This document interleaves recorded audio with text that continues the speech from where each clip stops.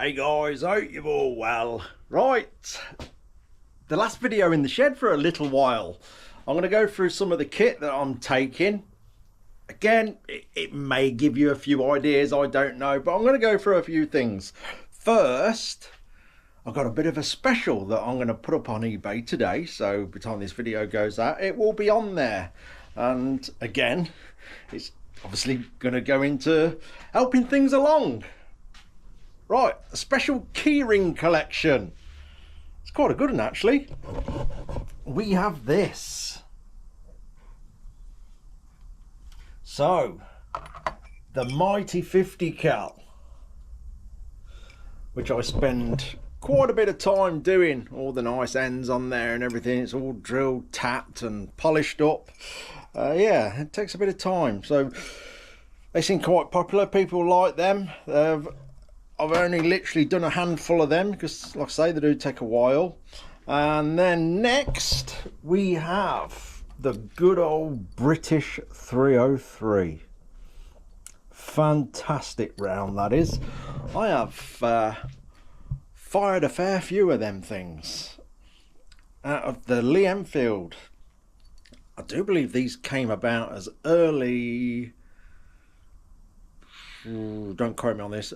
I'm sure they was about as early as 1895.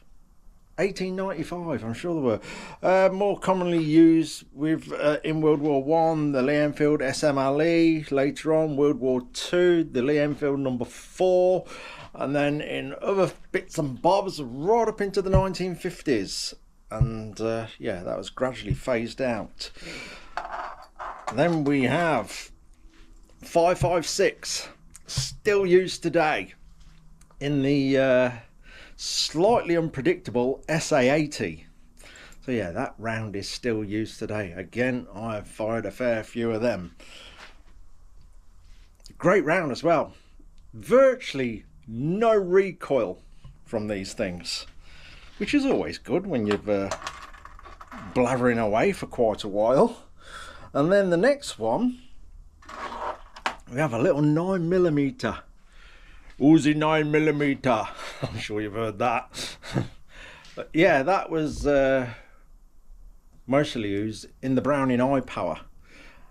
The again, the preferred sidearm of the British military. Many militaries actually, not just the British. The Browning Eye Power was chosen by quite a few military around the world. So I do believe that's been phased out now for the what they swapped that to, from the Browning Eye Power to the Glock 17, which I think is still a 9mm.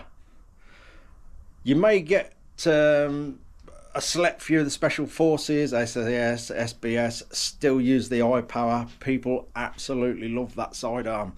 So yeah, that may be used a little bit, like I say, in the special forces, but not by the main army. So yeah, it's a nice little collection there if anybody's interested. It's that's going to be a complete one-off, just as a bit of a special before I go away. Obviously I will be away when the auction ends on that, but Tracy will be posting it, so there'll be no delays. And obviously a couple of stickers as well, just stick on your toolbox. So yeah, we've got all that. Nice little collection. 50 cal, 303 British, 5.56, 9mm. I think they're phasing the SA80 out now as well, aren't they? I'm sure they are. There'll be some soldiers going, about time as well. Did they ever improve that? I know when it first came out there's a few issues, I do believe. Firing pin snapping and things like that. They possibly improved it over time. But yeah, I believe they're phasing that out now. They phased the 303 out in the 50s, I do believe, or started to phase it out in the 50s. Well, there we go. It's a nice little collection for somebody. Hang on your keys, hang on the wall, make yourself a little display, whatever you wish to do. Anyway, some of the bits I'm taking. It may look a lot over there, but there's not that much really. I'll go through things, no particular order, just will randomly go through a few bits that I'm taking. Most importantly, at the top of the list, Yorkshire tea bags. See, the rest of the world just doesn't know what they're missing. Good old bag of Yorkshire tea bags. As you can see, I've got there's quite a few in there. It's most important. I don't care how much space they take up. We are taking this large bag of Yorkshire tea bags. Anyway, that's top of the list, and obviously alongside them, 2 cups, because I'm sort of catering for Matthew as well. 2 cups, big bag of tea bags. Then obviously you gotta remember your booking form for the ferry. Don't leave without that. Another very important thing. People will probably say, yeah, that is probably the most important thing due to the bike you're going on, is breakdown cover. Now I've done it slightly different this year. Normally I just get the cover for the period of time I'm going away, but what I've done now, you know, my van's getting on a little bit, it's had a few little niggles here and there. I've got to do the brakes on it when I come back actually. The front pads have decided to yeah, I think we're a little bit metal to metal, so shouldn't have let it get that far, but it has, so I've got to do that when I get back. But this breakdown cover is a personal one. It's basically, I'm covered. So whatever I'm riding or driving or a passenger in, I'm covered to get that car basically fixed at the side of the road or covered, and that gives you 90 days European cover as well. So yeah, and I think it's about £12 a month, so well worth it for that sort of money. And like I say, let's face it, even some of these modern vehicles are not very reliable, are they? I was speaking to a friend the other day. I do a lot of running around, delivering bikes, riding my bike about, and I seem to see a lot, I don't know if it's just coincidence, I seem to see a lot of German cars broken down. Now, the thing was always German cars are immensely reliable. I don't know. They always seem to be an Audi or a BMW. And I've not just seen like 1 or 2. It's every time I go on a long journey. Like I say, I don't know if that's coincidence. I don't know an awful lot about cars, but I keep seeing Audis or BMWs at the side of the motorway broken down. I don't know if this is a thing nowadays. No idea, but it's just an observation. Certainly not putting your German car down if you've got one. Anyway, I'm going off on a tangent again, aren't I? Spoons. You have your spoons, they go in the cups. Right, that's my little communication device for the side of the helmet. We've got hold of one of them for Matthew as well, so I can hear him rattling away in my ear hole. First aid kit. I have 2 of these as well. One for me, one for Matthew. A legal requirement in Europe is a first aid kit, and also an high-vis jacket. Not to wear for your sort of general riding around. That's to wear if you break down. If you're on the Autobahn or whatever, you are supposed to put an high-vis jacket on. So yeah, that'll get packed away with the first aid kit. Another thing you're supposed to carry if your vehicle runs bulbs is bulbs. You're supposed to carry the correct bulbs for that vehicle. The KTM is all LEDs, so no bulbs to carry. It used to be a legal requirement to also carry a breathalyzer, but they have phased that out. You don't need to do that no more. And obviously another legal requirement is the UK sticker on your number plate, which I've got. All right, that's stand puck. I know you can get the little feet, well, the larger feet that you can bolt to your stand, but I just carry that. So if you've any soft grass, uneven ground or whatever, it's always handy to have one of them tucked away under your seat, in your pockets, flat enough to have in your jacket pocket, just so you can sling that on the floor so your bike, even on tarmac in hot weather, actually. I've seen that before, where it's a blisteringly hot day, the tarmac's gone soft, and your stand sinks into it and your bike falls over. So that's also handy on tarmac, where you think your bike would be safe, but on seriously hot days, not always the case. I have this. This comes along with these. So that's a jump pack. And also a power bank. You can, you know, if you needed to, you can plug your phones into that, but I'm keeping that one solely as a jump pack. We won't touch that, we won't plug phones into that, because I have others. So yeah, that's critical. You never know. Flat battery can cause you all sorts of problems, and sometimes you can't quite put your finger on why you've got a flat battery. Anything can cause it. Older bikes leaving your lights on, things like that, or you've left the phone plugged into it. I don't know, they shouldn't drain too much power, but if you've got USBs direct to your battery, you could accidentally leave something on, kill your battery. For the sake of one of them, this is only a cheapie. This was like 18 quid, but it could get you out of a lot of trouble. Along with that, a good selection of leads, phone leads, charging leads, were all of the bits and bobs that I've got. So yeah, and there's a few spares in there as well.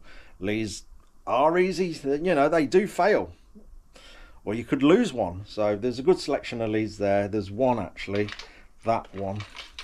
Let me try and pick that one up. That's an extension lead. So yeah, you never know. If we're gonna, for most part of the journey, we are literally roughing it. We are sleeping under the stars. This is going to be a proper road trip on the road under the stars.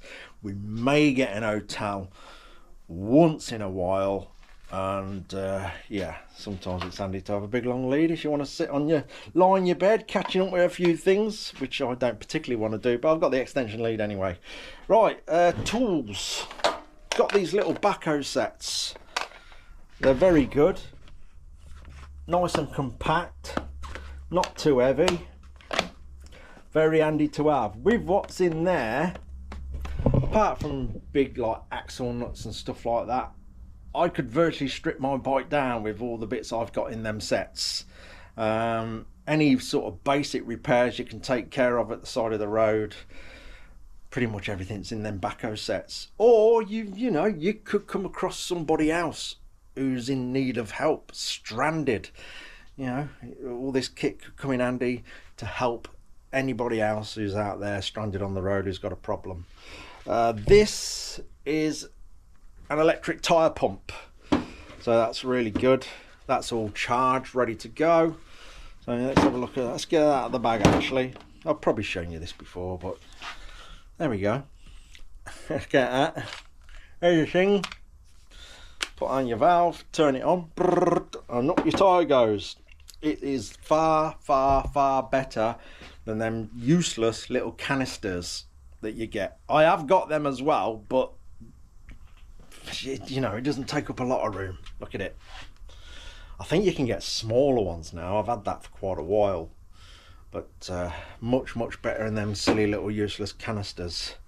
I think the younger generation have other uses for them now, from what I'm led to believe. Anyway, that's another terrible story. A knife. Very important. Obviously, that several uses. Cutting your food up if you're doing a little bit of cooking on the jet boil and things like that. Anything, trimming stuff up, anything. That is obviously within the legal requirements for blade size, 3 inches. and obviously you've got a valid reason to carry it, because we are sort of not camping as such. We ain't taking tents and all that business. We're sort of roughing it, sleeping at the side of the road, but we have a valid reason to carry a knife. So that's the UK law. I'm not sure on the laws over the water. I'm not entirely sure. Military spoon and fork. I don't know, we might come across some ready-made, ready-to-eat meals that we can pop in the jet ball and add a bit of water and stuff like that. I should have got some of them actually, but hey, we'll survive.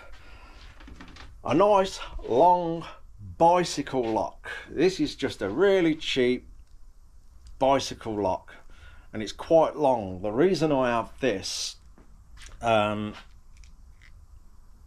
if you go off for a walk anywhere, or let's say we're going to visit a certain historical thing where you've got to park in a car park and walk to it, it's an absolute pain carrying your jacket and your helmet.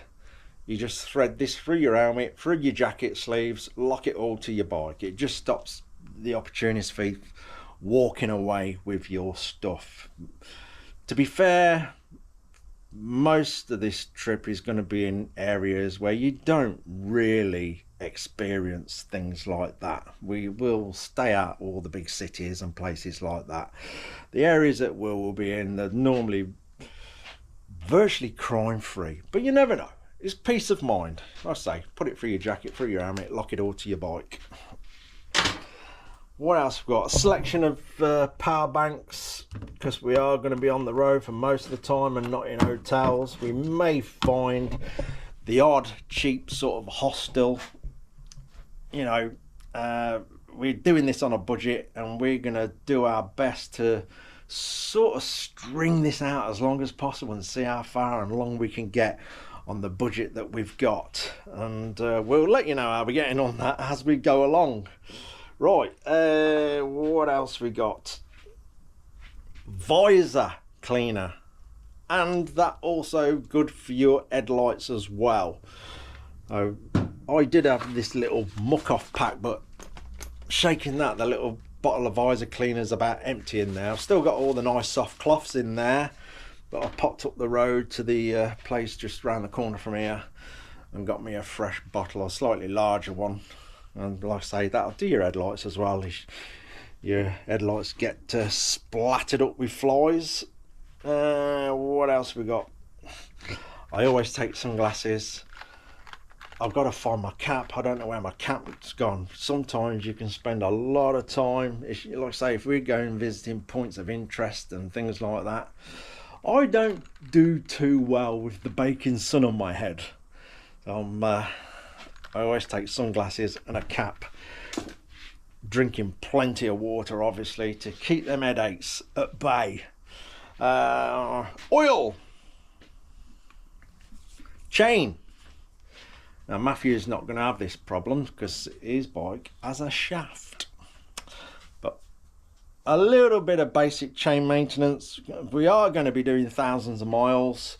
I will have some rags and stuff to give it a wipe over. This is just, I believe it's just for bicycles, but it's lube at the end of the day, and it's better than having nothing. So if you're going on massive journeys, it's always worth thinking about your chain maintenance as you go along, because you've only got to go through a few storms, rain and all that business, and before you know it, your chain can be quite dry and it's all going to get nasty and noisy and horrible. So a bit of a rub over now and again. A bit of this is all weather lube apparently. It's about £4 something from Alford's, so but it's better than nothing, and I got it because it's in a small bottle. And that's another thing I always try and take into consideration. What I take is it all going to pack in nice and small? I try and steer away from like massive sleeping bags and things like that, which we'll get to that in a moment. I've got this is for my phone. I'm going to be doing regular updates with my phone, so it'll be all a bit basic and stuff, but we plan on finding as many interesting things as we can, me and Matthew, and with my track record of dropping things, as you're aware, I got this. Let me unfold that to put my phone on. It's the quad lock, which I've got on the bike. So this is a quad lock selfish stick. So I'll be able to carry my phone around on this. Less chance of dropping it, especially if you're around water. Yeah. And if anyone's going to drop anything, it will be me. So that will give me less chance of doing that. Right. This is a little waterproof bivvy. Like I say, we are not taking tents because we don't really have a plan for this trip. We are crossing the channel and just going. No particular plan. We could change our mind daily. We're just going to try and find things of interest to film and share with you guys. And obviously me and Matthew have a broad interest in all sorts of different weird and wonderful things. So we don't even know what we're going to find or what we're going to be coming up against. No idea, but you'll get to see it. So this is a waterproof bivvy. Basically you can jump in your sleeping bag and jump in this if you have a bit of a shower in the night, and it'll sort of keep you dryish. If we do find ourselves where the weather forecast is forecasting rain, simple. Find a bridge, stay under that, find a bus stop. Done all this before. It's fine. I like it. I enjoy it. Rather than a trip revolving around chasing hotels every day. Yeah, I don't like that. You book hotels for your trip and you can tend to start finding yourself, well, we've got to be at that hotel for check-in by 6 o'clock or else we ain't going to get in. And then your journey becomes about that each day. Got to get to that hotel, got to get to that hotel. I don't like that. I prefer roughing it. I enjoy it immensely because you have no clue where you're going to end up. And I like that. I like the uncertainty. I just enjoy it. Right, this thing. Let's open this up. This just makes a few bits easier to find in your panniers. You've probably all done it where you've just loaded your panniers up. As you go through the trip, as the trip progresses, days go by, you end up just throwing stuff back in them, getting completely and utterly disorganised, and you end up tipping all your panniers out at the side of the road looking for certain things. So a few important things will go in this. Basically, it's a tool roll. So there'll be a few bits that go in there. I know where they are. Some stuff that I may use more than others. I can pull this roll out. It'll be in one of the zipped up compartments, and I can put my hands on it quicker rather than tipping my panniers out all over the road looking for something, and that just rolls up. So yeah, I'll put stuff like a few phone leads in there, probably the oil, the visor cleaner, my bicycle lock, just stuff that I'd probably use more regular than other things that I've got here. So that's a little idea. Another very, very, very important one is find out what batteries your key fob uses, or change them before you go. But even so, it's still worth having spares for your key fob because yeah, that could cause you a little bit of trouble if your key fob goes flat, like your bike's not going to start. That KTM's keyless, so bear that in mind as well. Spare batteries, not just for your key fob, if you've got other important things, make sure you got batteries for it. Right, what else we got? Oh yes, these little bulldog clips, I think they call them. I always take a couple of them because when you get to the ferry, they'll give you tickets which they like you to have on display as you ride onto the ferry. Now these little passenger tickets are really designed for cars. Sometimes I think, yeah, most of them, they'll have like a little hoop on with a split in it, so they're designed to go around your rear view mirror in your car. So you ain't got that on a bike. Yes, you've got your mirrors on a bike, but they're pieces of paper with a split in it. you get up to about 5 mile an hour, then things blow off your mirrors, and then you're having to stop your bike, run back and get it. So these little clips, I use them to clip them to the whatever screen I've got, or anywhere on the bike where you can get these little clips. It secures your boarding pass and things like that, save it blowing off and you're running around the ferry port chasing it on a windy day. But yeah, it's always worth having something along them lines for that reason. I've got a couple of them for Matthew as well. Cable ties. You can fix a multitude of things with cable ties. You know what I mean? If you have some break, come off, you drop your bike, you crack something, cable ties are an absolute must to carry. I'm a great believer as well. If you've got them, you're not going to need them. If you don't take them, you're going to need them. Yeah. So cable ties, they can fix all sorts of things. Broken luggage, bits on your bike, anything. Along with the cable ties, tape. Good old tape. We've got some material tape there, and some this stuff's really, really strong. Again, you can fix all sorts of bits and bobs with that. It's a bodge, but it's a bodge that could get you out of a lot of trouble.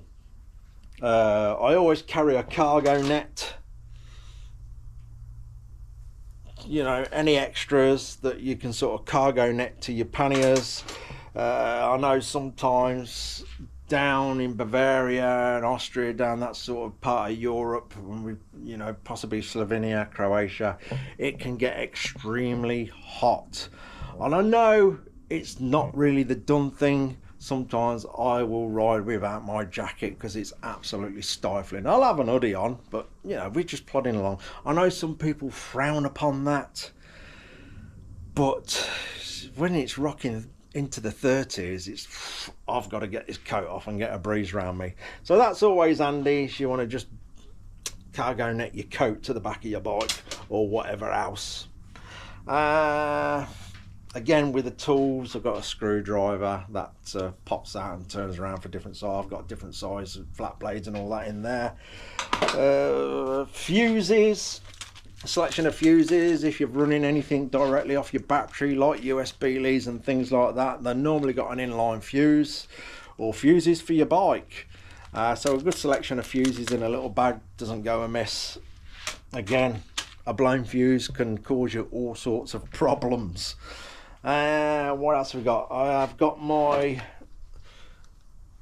really good headlamp, because we, like I say, we're going to be hunting down some interesting things to go and have a look at. Some of that may be done at night. Some of it may involve going underground. So I've got my headlamp, and yeah, being at the side of the road at night or wherever we decide to sleep, it's always good to have a bit of a light source.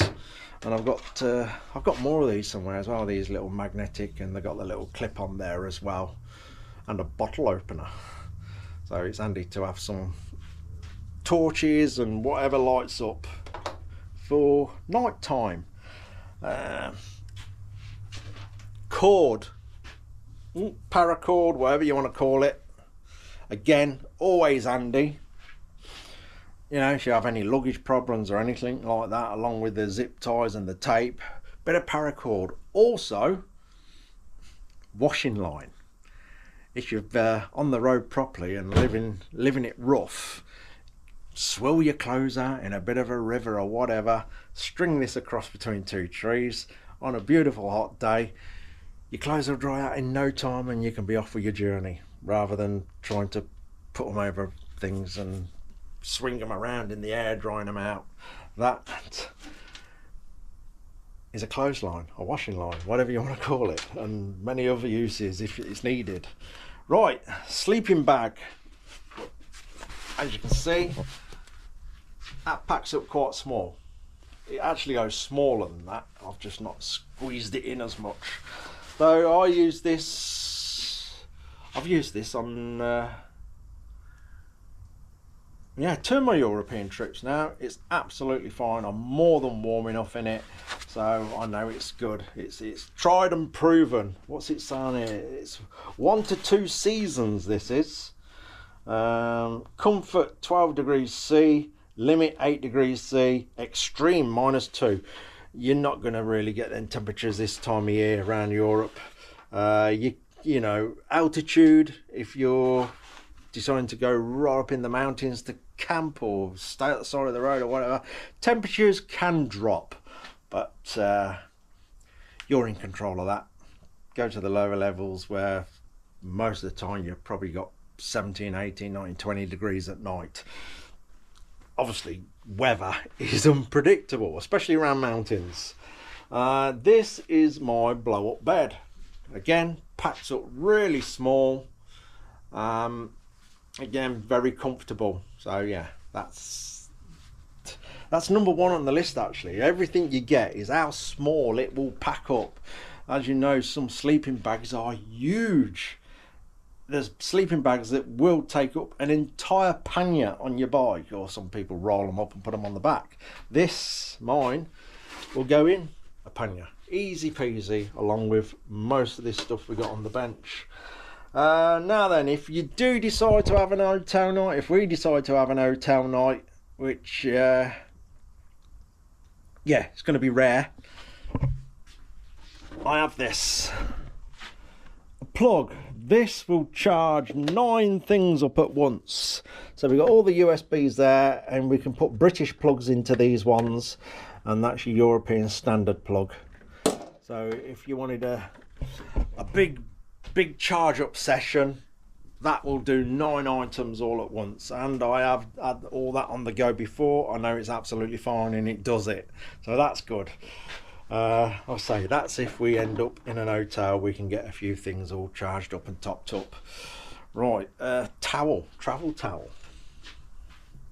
Again, packs really small. This is a really big towel. It's amazing actually. It's really thin, but that works as good as any big fat fluffy bath towel you've got in the house. It is brilliant. Again, nice sunny day by the lake, have a swim, dry yourself off, roll this out, sit on it, whatever. It has a couple of uses. Yeah, travel towel, they are brilliant. I think that come from a shop called Decathlon, but yeah, I've had that a few years now. It's fantastic. The standard toolkit for the bike, which I'll put back under the seat. A selection of nuts and bolts and hose clamps. Again, that little bag there could get you out of a lot of trouble for what room it takes up, which is next to nothing. Well worth taking. Most bikes, M6, M8 or whatever, and like I say, a few little hose clamps in there. You know, if one of them hose clamps ain't big enough, you can join 2 together if it's going to get you out of a spot of trouble. And those clamps can do what I call bodge repairs to get you out of trouble as well. So well worth carrying for the space they take up. What else we got? That's just my neck thing, my neck tube. I don't think I'll be needing it. Who knows? I'll tell you probably when I'll need that, when we get back into this country, possibly late at night, because you don't feel a temperature difference at night in this country compared to the centre of Europe. Yeah, it can be a little bit colder. What else have we got? Some of these things may not go in. I have got sort of a pecking order of stuff that's definitely got to go, and stuff that will go in if I've got room. One being this self-inflating pillow. Again, it's a bit rough and ready. I've had this a few years, but it is really good. But this will only go in if I can fit it in. Like I say, what doesn't go in the panniers I've got on the bike isn't going. At the end of the day, you can roll your coat up, roll your hoodie up, roll a couple of t-shirts up. It ain't no big deal to use that as your pillow. But if this goes in, this has actually inflated itself a little bit actually. You can put this on a chair and sit on it and get it pretty flat. I say that started inflating itself again. So that'll go in if I have space. Jet boil. I'm going to try my best to get all this in. That normally goes everywhere with me. In the van, especially when I'm out doing a few things in the van, we always take the jet boil. It is an absolute fantastic bit of kit. Again, you can, obviously it's just for boiling water, or you can do your ready-made meals in here, whatever, pot noodles, boil your water for them. And so yeah, that again has many uses. And all you gotta do then is carry your gas can. You can get smaller ones of these, and also you got to remember, you're not going into the center of the Amazon. We're in Europe. There's shops. So I never, ever, ever fret if I forgot something. Never. Because you'll find a shop where you can get whatever you forgot. You'll find a shop where you can go and get whatever you forgot. It's no big deal. Some people really, really panic over their luggage and start getting a lot of anxiety and stress over it. The main things you want is your passport, bank cards and some cash. With all that, you ain't gonna have no trouble at all. We've gone through the cups. We've got the cups. Now this is along with the toolkit. These are cracking spanners, these are. So we've got 1, 2, 3, but oh, let's pop that out. There's 4 sizes on each spanner. So that size a 13. That side's a 15. Same down here, that side's a 12. That side is a 14. Very, very, very handy to have. And obviously I also have an adjustable spanner down here. Some little mole grips. Again, they don't take up no space. And then we've got the multi-tool thing here with pliers. It opens out with pliers and another knife and stuff. It's all stuff that could get you out of a spot of bother. But yeah, these little ring spanners are fantastic. Down to the fact there's 4 sizes on each spanner. Now then, normally I take a spare set of gloves. I always have summer gloves. Even in the winter, I cannot stand winter gloves. You just lose the feel of everything in winter gloves. It's a personal thing. I always wear summer gloves, and if it gets too cold, I normally just shove some like mechanic gloves under them, and then I'm toasty, I'm fine. So yeah, and again, you could end up doing a really messy jobs, and they'll come in handy for that as well. Hopefully they'll never come out the packet. Like I said earlier, if you've got it, you won't need it. If you haven't got it, you're going to start needing things. A bag. As much as people laugh about, yeah, we'll call it a man bag. Why not? A bag. And this one, I like this because it goes in front of me, like so, where I can protect that thing. Again,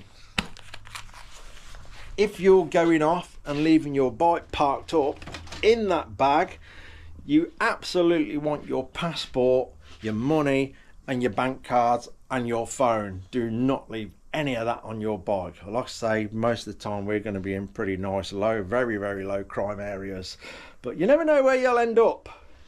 You just don't know. So a little bag.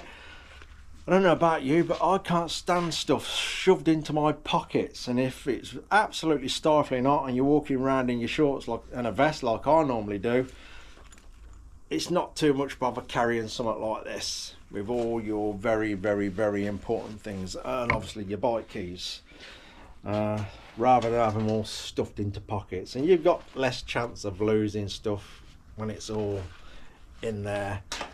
Just like I say, I like it because it's on the front, and yeah, I can sort of protect it there. Right, puncher kit. Along with the tie inflator I showed you earlier, this is the puncher kit. This has got dyno plugs in, it's got a few different options in there. It's got them little terrible gas canisters for backup. But yeah, I've got enough for several punchers if needed. Again, hopefully we don't need them. but you never know. Right, here you'll see I've already got a load of euros in change. Now, for anyone who's travelled through Germany and places like that, they charge you to go to the toilet. Yeah, sometimes I'll have a toilet attendant, or other times it'll be a barrier. So you have to pop some change into the barrier machine or pay the toilet attendant, whichever. But you've got to pay to go to the toilet.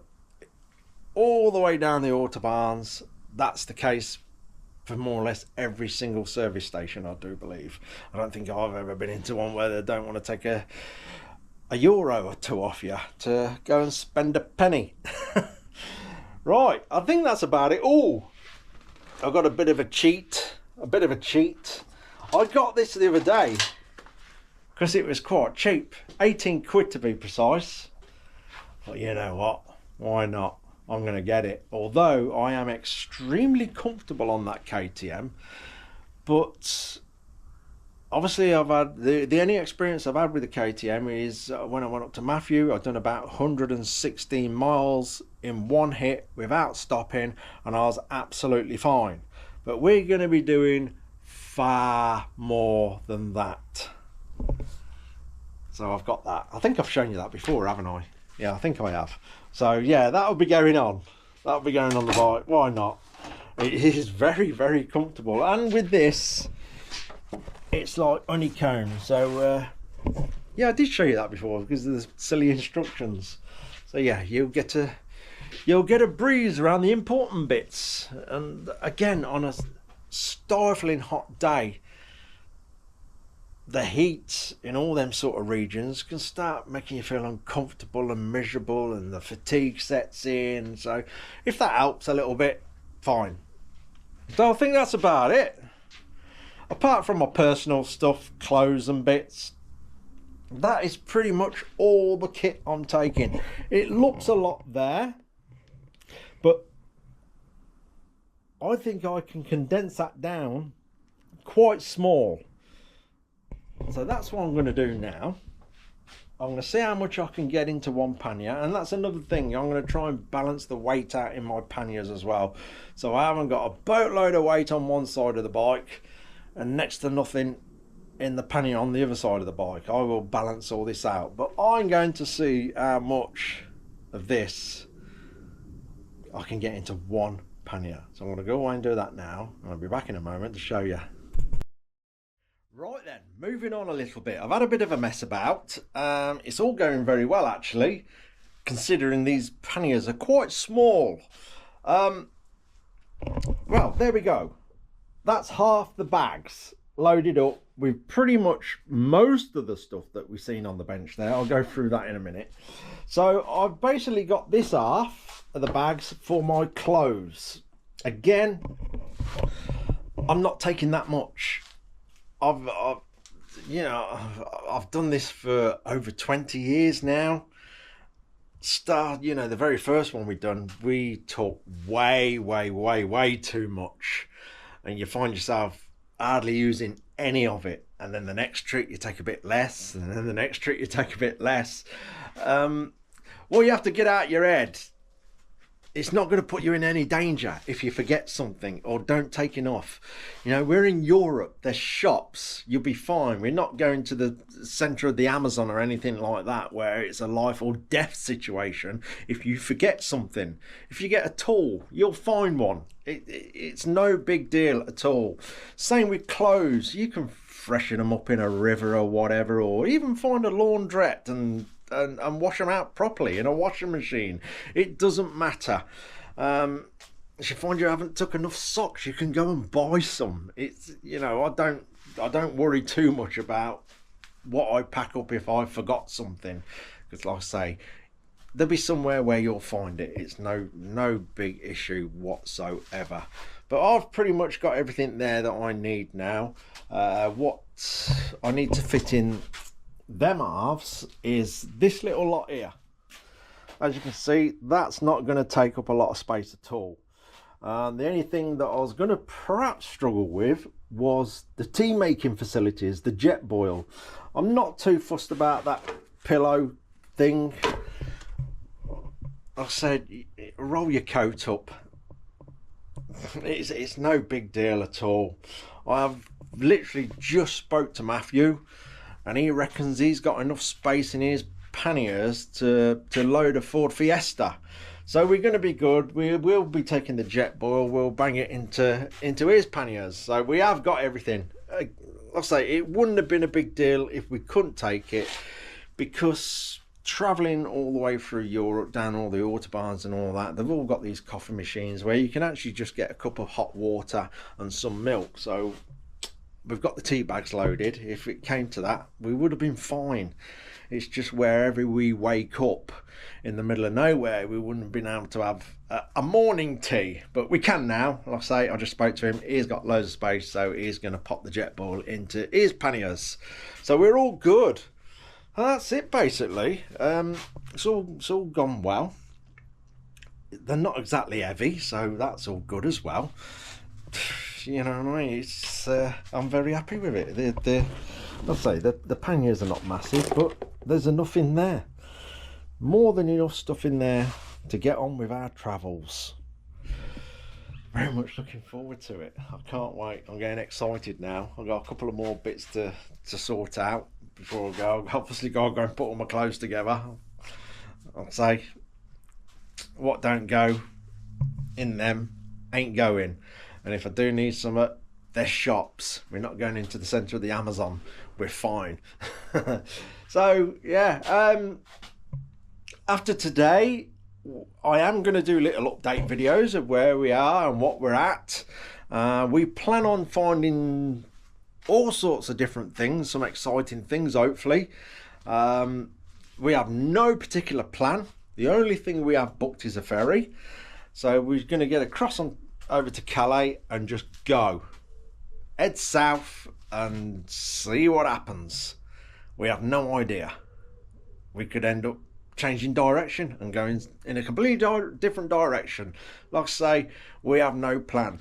We may do a little bit of searching on the Google machines, find maybe some abandoned stuff and underground stuff, who knows. We have no clue, but we're going to make it an exciting trip and thoroughly enjoyable. It's me and Matthew. What could possibly go wrong? The list is quite long, but I'm sure it'll be fun. There's probably some of you who may asking why I'm putting this on the other channel. I tried building that other channel up, you know, when we went out and about from the shed. It's just, I just haven't got time to keep content going on there. I'd have to go out every single week to be able to build that channel up, and it's just not possible. It'd be like going on holiday every week. You can't do it. Just can't do it.